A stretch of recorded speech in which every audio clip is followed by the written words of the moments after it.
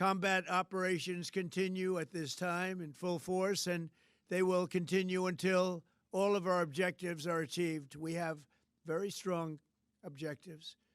They could have done something 2 weeks ago, but they just couldn't get there. Earlier today, CENTCOM shared the news that 3 U.S. military service members have been killed in action.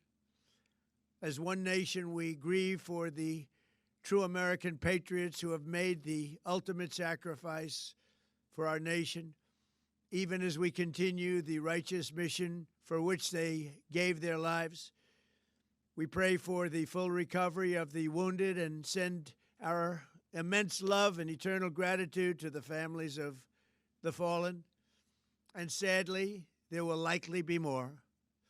Before it ends, that's the way it is. Likely be more, but we'll do everything possible where that won't be the case.